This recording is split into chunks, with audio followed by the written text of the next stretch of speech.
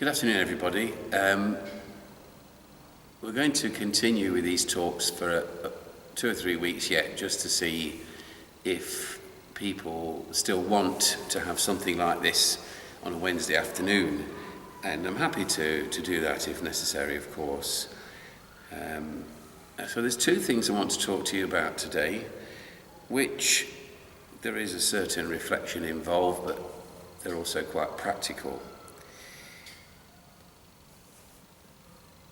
On the 29th of June 1759, this parish was founded by Father Tom Norton. And when I say this parish, I don't simply mean the parish of St. Peter's, Hinckley. I mean Hinckley, Market Bosworth, Earl Shilton, the whole of Leicestershire and the whole of Warwickshire as it was at the time. It was before the restoration of the hierarchy, many, many years before that, still in what we call penal times, but as such, this community to which we now belong started then with Father Tom Norton. And up to this year, Father Tom Norton was the priest who had been here longer than any other priest. And this year, that changed. So since 1759, the priest who has been here longer than any other priest is, of course, Father Terry. You will be aware that Father has not been well, and some of you may know why he's not been well. But the situation has got to the stage where I feel it necessary to talk to you about this. I'm a great believer in sickness being a matter of privacy, and that's why we don't read out sick lists. Because a person's sickness is their privacy, and if they want to share it with their friends, they can, or if their family want to put a request for a prayer on a prayer board in any of our 3 churches, they can. But that's why we don't do it. And often you find people on a sick list who actually are sitting in the church in front of you, you think, hang on a minute, So normally that is the case. It would be something that is confined to your family. But of course, we are Father Terry's family.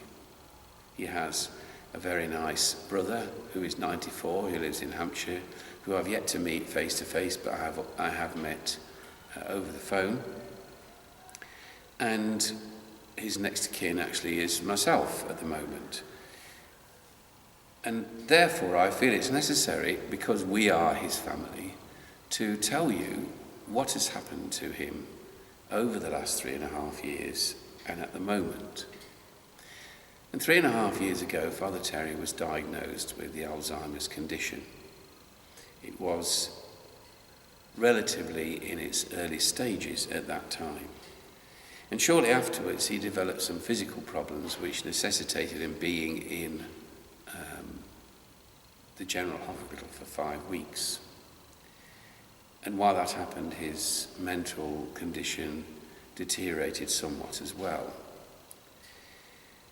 And I remember quite distinctly when he came out of hospital, Father Daniel was here then, and I stayed with him for a month every night just to make sure he was okay. And some nights he wasn't okay.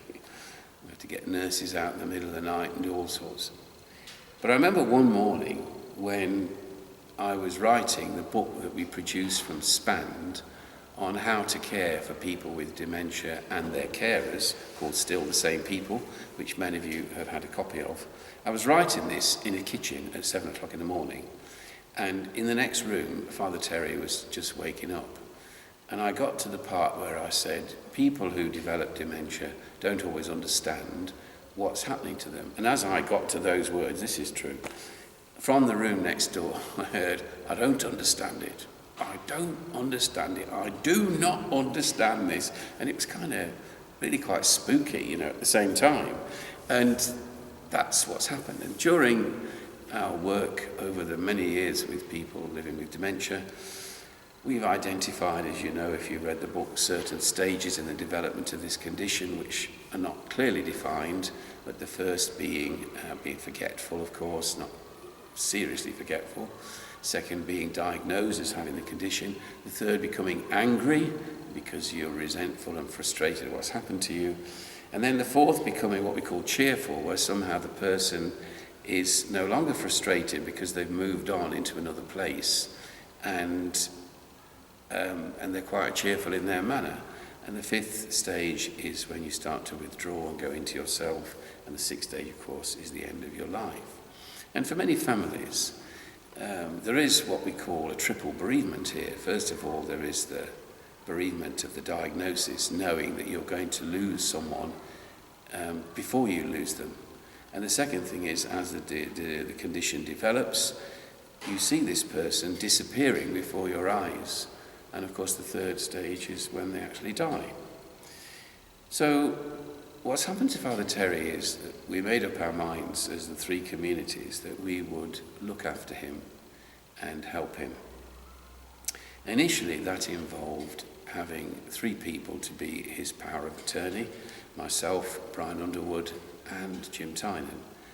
And then we had a small group of a sort of caring team with Sheena and Roger Taylor, Kevin Mullen, and the three of us. And then people started to bring him food or take him out for food, and there was quite a number of you who did that. Thank you so much for that. Father loved it. He loved to be out and about. He loved to be in people's homes. He loved to go to restaurants, and he loved people coming in and out to see him. And it made the early days of his retirement, which were quite traumatic, a little easier for him. And that's the way it's been for the last 3 years, really. We've managed to do this. Sometimes he's been able to celebrate Mass, as you've seen on the YouTube sometimes, and he's been at parish events, and it's always wonderful to have him there. But in the last 3 weeks, his condition has changed markedly, and this is what you need to know. First of all, to pray for him that he'll be at peace in his mind and his heart, and that whatever happens will be the right thing and the best thing for him. But Father stopped eating, then he stopped taking his tablets, and then he got very agitated and was walking up the drive and after the presbytery and doing some other fairly bizarre things, getting into his pyjamas at 1 o'clock in the afternoon, getting into his clothes at 9 o'clock at night. And all these are classic features of a person who has developed dementia. And I must say that I didn't want to see it. Of course, I knew what was happening, but I wanted it to be just because of his urinary tract infection and not because of his dementia, but it is. And so we've moved to another place, which necessitates somebody being with him for 24 hours a day. And we've managed this for the last 10 days among us. Thank you so much to those people who have come to do that. I spent 3 nights with him last week and 4 this week, and 1 or 2 other people have come and done that. And but it is getting quite a worry. The very last thing we would want to happen is for Father to go into residential care, because if he did, we wouldn't be able to see him. I wouldn't be able to see him. So it would be like, I said to them the other day, it'd be like driving him to the gallows. And I just can't take that.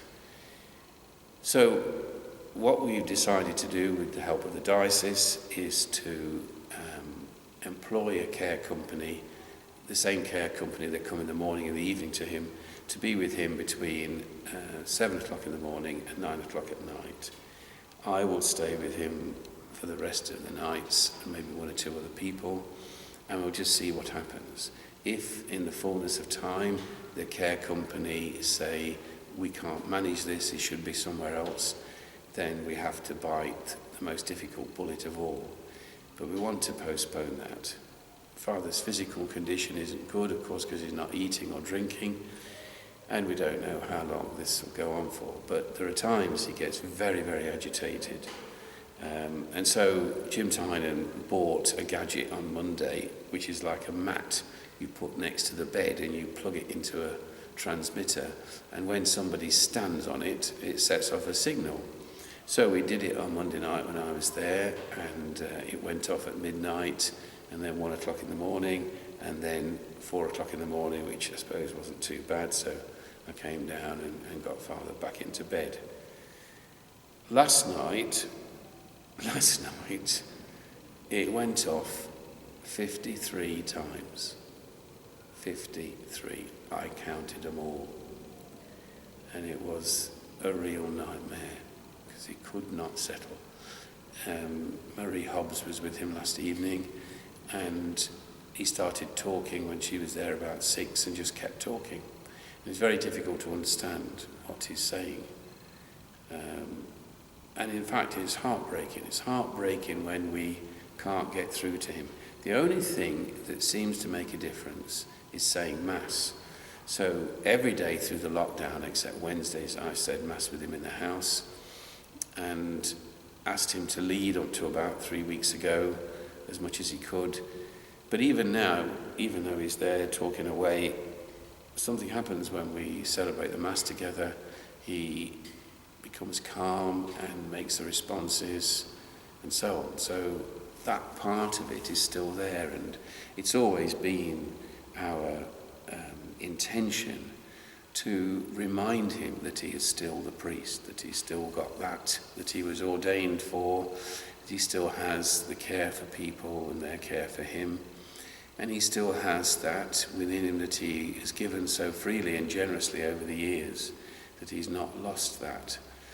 And as I say, that's quite difficult sometimes.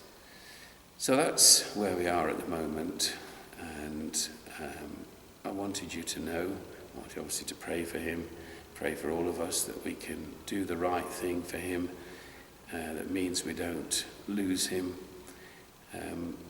I have to say, and I've said this to many people, that it's my hope and prayer that one of these days, weeks, months, the good Lord just takes him home from his bed, so he hasn't got to go anywhere, doesn't lose sight of what's familiar, and so on. But that is how it is with him. It's a challenge for him, and it's very much a challenge for us. And I do say thank you to those people who have stepped up to the plate, particularly in the last fortnight, either organising his care or being there to sit with Father and just give him time. And one of the good things about that is it's brought a nice atmosphere to the house, because before there were long periods of time when Father was on his own, particularly overnight and sometimes during the day, and it was lonely for him. But now people are there and they do all this properly, social distancing and so on. And there's a lovely atmosphere, and I think people feel constrained to come and say what is officially goodbye to him, really. Essentially, that's what it is. It's goodbye. So to be with him, in these last days and months and weeks, who knows, and to show him some love and gratitude. But it's actually been a very special time.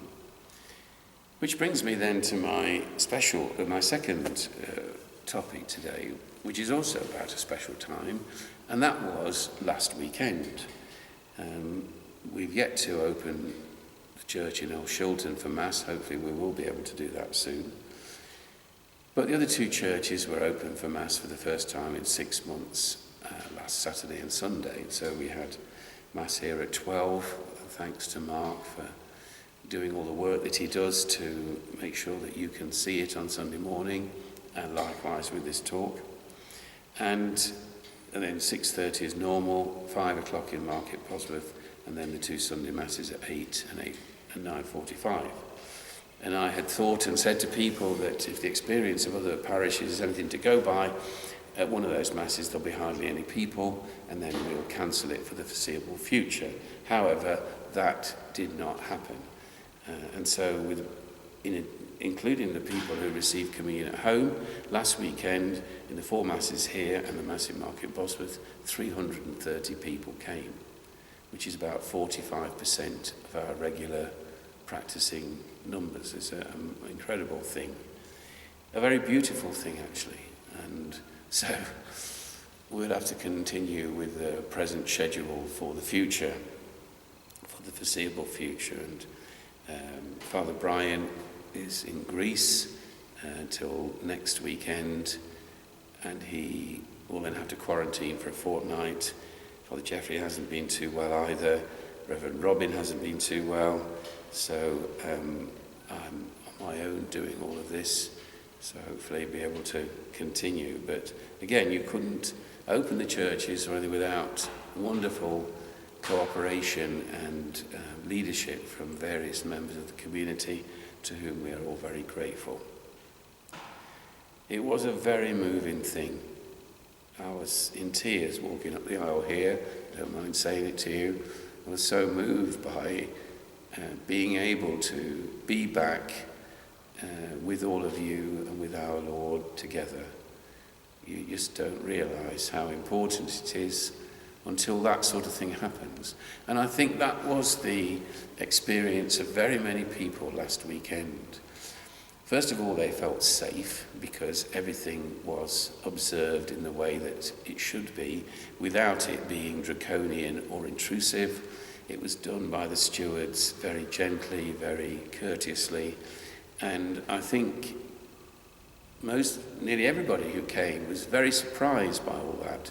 They thought it might be like walking into a clinic, you know. But actually they were very surprised by it and very pleased by it, and felt you could clearly say, well, they go and tell their friends, look, there's nothing unsafe about this. We can all go back, you know, and we do need to space people out, and we need to think about it, and hopefully we'll be able to do that. But if we have the extra mass on Saturday lunchtime, it does mean that it provides more option for people to come and lessen the numbers at one particular celebration.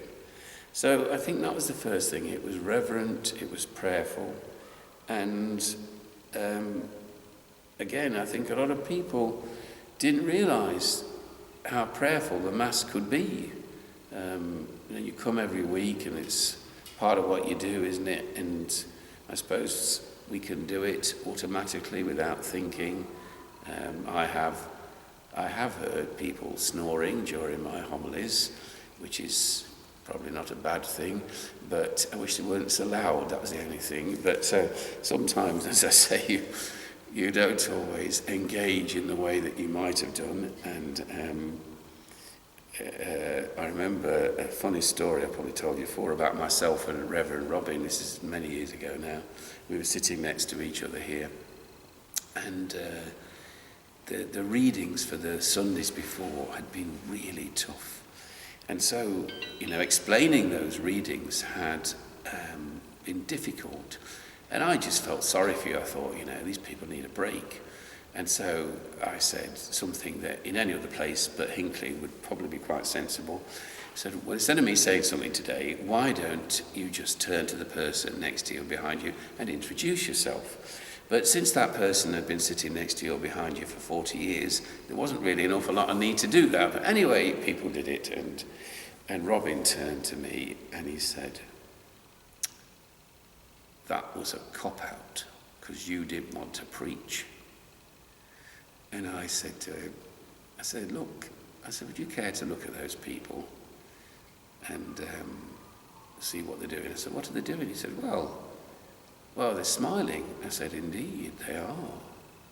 So how many times have you seen them smiling after one of my homilies? To which he said, point taken.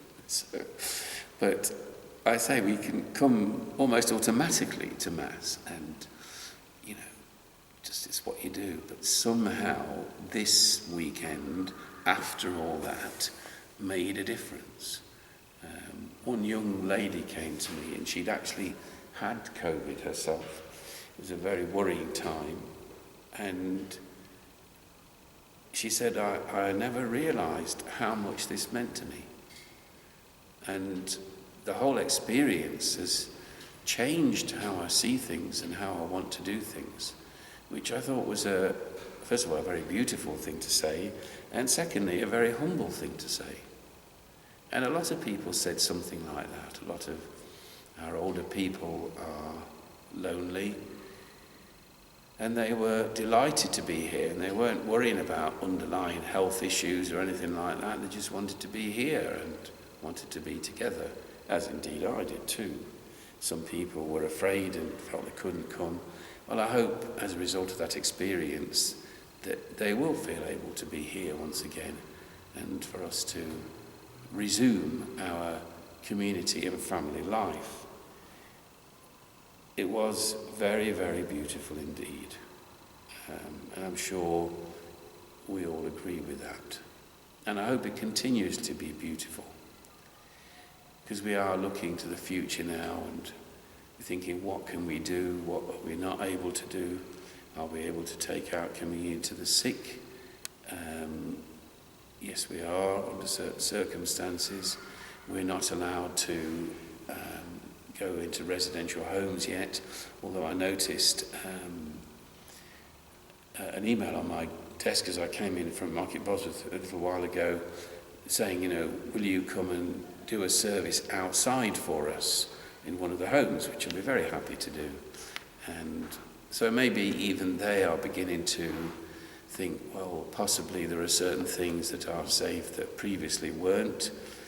There do appear to be a lot of people being diagnosed with this condition or testing positive for it, but of course in the first place the numbers that were given to us of people with the virus were the numbers who were actually in hospital, but now we're getting numbers of people who've tested positive who are not in hospital. Some have gone, but many hospital wards which were designated for COVID-19 have now been closed. So I don't know what all that means. It does mean we have to continue to be careful, of course. But hopefully it also means that at some stage before too long, we can have back those parts of our community life that we treasure, like the Holy Mass, like Christmas fairs and plays and various projects for the Developing World Group, Sunshine Club, and Don Bosco and all of those things, that we can have that back before too long. It doesn't do to plan too much or to depend on planning, which for some people, of course, will be very tortuous. But you can't plan when you don't actually know what's going to happen. One might argue that that's the case with lots of things in life, but so, what's the point of planning the Christmas fair when we don't know yet whether we can have it or not? It is more or less certain that we will not have an alternativity event this year, but we will certainly have an alternativity project so that people can continue to do their Christmas shopping in this inventive way for their relatives, and that would be very good. With regard to First Holy Communion, the parents came here on Sunday, and we have decided to have First Communion Mass at the moment on 3 occasions, maybe 4, on Sunday the 27th September, on Sunday the 4th of October, and Sunday the 11th at 2 o'clock. And at each event, only 10 children will be able to come with their family, and a maximum number for their family of 10 people, which then means that we don't exceed what are the requirements for attendance here in the church.